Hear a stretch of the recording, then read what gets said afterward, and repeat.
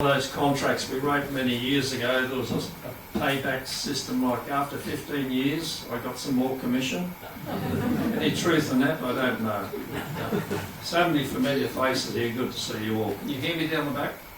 Yeah, okay. It's good to see the flag there, Pete. Haven't seen it for quite a long time. But after self-government in '73, whenever we were on patrol, of course, we flew the Papua New Guinea flag because that was the country that we were then working for. We went up there as, Colin and I went up there together. We've known Munda, what, 63 years, 62 years. And so originally, whenever we went into the bush, of course, we always displayed the Australian flag because we were working for the Australian government and proud to do so. And every morning and every night, our policemen would raise the flag in the morning, and at night time the flag would be lowered in the village, and all the village people would come and they just, it was a nightly ceremony which they all appreciated too. It showed that the government was in their area for that particular day. And so, a little story of the flag. Cole's career and mine, even though we went up together and we both went out to the islands to start with. We got the, oh sorry, that was me on the screen, was it? Yeah, a few years ago. Actually, can you put it up again? My left leg, that's photoshopped. The original colour slide had gone all mouldy, and Graham Cyphers, some of you remember Graham, bless his soul, he passed away a couple of years ago. He got this Photoshop program. He said, "I'll put your leg back." So there's my left leg back. And, yeah, that actual shot that was taken. I was in New Ireland for nine and a half years. Just something of a record. Usually. You spent 2 terms maximum in a district. I spent 4.5 terms out there, and I'll tell you a little bit about it. But that particular photo, the district commissioner, we had a mountain range, the Lillette Plateau went up to about 4,500 feet, and he decided, because they grew European vegetables up there like cabbage, tomatoes, and what have you, potatoes, that we should have a road from that plateau down to the coast. So Brady, with 0 years road survey experience, was sent to find a road from the top of that range down to the coast. And I had some old maps which you will refer to probably later, how inaccurate the World War II maps were, and probably one of the reasons for the crash. And so I'd worked out back in the office where I was going to put this road, going by these maps. Of course, once you get up in the jungle, 4,500 feet up there, you can't see your hand in front of your face. And after a day, I gave up. We'd gone around the bloody big circle. So I had a brilliant idea that night. Didn't happen to me too often, but I had one that night. I thought, I know what I'll do. I'll ask the local people where they might find a road. And they said, of course, we know a good track. So anyway, the next way we charged down, and it was an old walking track. They'd abandoned it because it took too long to get to the coast, but it was a much better gradient. We did that track, surveyed it and what have you, and I thought it was a good track, a good potential track. And another mutual mate of mine, Colin and mine, like by the name of Beckhouse, he was told up to go up and have a look at it. Either he was a lazy bugger or I don't know what, but he didn't give it any marks at all, so I thought we'd know. So, can I have the pointer?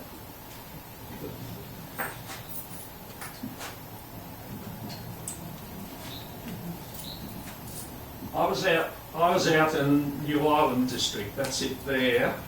It's 300 mile, what's that, about 500 k from Beef Papua.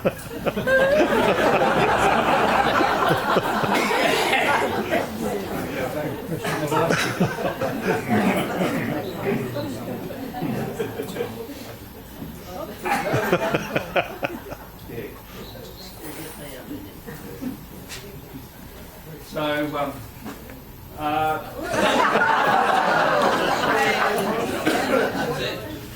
little gadget is right next to the pointer, unfortunately.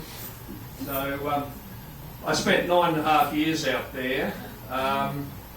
Consequently, I did get to know the local people very well. Most of the time was spent down the southern end of New Ireland, and I'll tell you a little bit about those stories. That map in particular, it leaves quite a lot off. You can see Marnus over here, which is where the big Australian, well, it used to be a big Australian Navy base. Further north of Marnus, there's another island group right up here, the Musa Amira group. And I got sent out there 4 or 5 times. They were a particularly cantankerous mob, and didn't like, I don't know, they were all, nothing against the Seventh-day Adventists, but they were all Seventh-day Adventists out there. And, but the reefs, because they didn't eat crayfish, were absolutely full of crayfish. They ate crayfish all day long. But I did have some issues with them. They decided they didn't want to pay the government head tax, and I said, that's okay, I'll be back. And I did come back, and I arrested, or served warrants on about 6 of them. And they said, but Kiap, we're Seventh-day Adventists, we don't do calaboose. And I said, well, as of now, you do calaboose. So I took them into K-gang, and they were sentenced to a short term in jail. But the amazing thing was, the next time I went out there, the older people in the village, they were so thrilled that somebody had sort of brought these young fellas back into line. And the house was full of veggies and crayfish, and the roof was repaired and everything. But there were such cantankerous buggers out there that none of the other government departments would go out there. The infant welfare nurses didn't want to go near the area because they wouldn't carry their cargo. The agricultural officers, they couldn't cooperate with them. So I ended up going out there 4 or 5 times, and every time I went, word would get out and all these other crew would latch on and come with me. So, but that's just the story of that particular island group.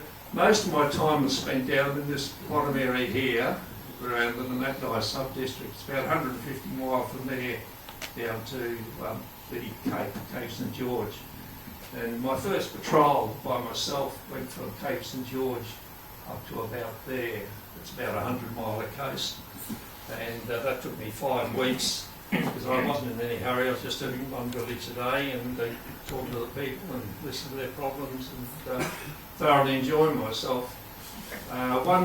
When we were right down there at the Cape, that's a famous graveyard for ships. There's many ships went up on that rocky coastline.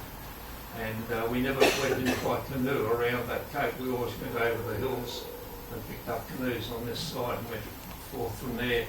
I remember one time there was a huge southeast swell blowing, and you'd go probably 3 or 4 minutes. I had 4 canoes all told. You go 3 or 4 minutes without seeing the other canoes. You know, these huge swells, you're just rolling up and down. So, but I was single. It was all good fun. So, subsequent to that, I went to Conos. That's a patrol post in just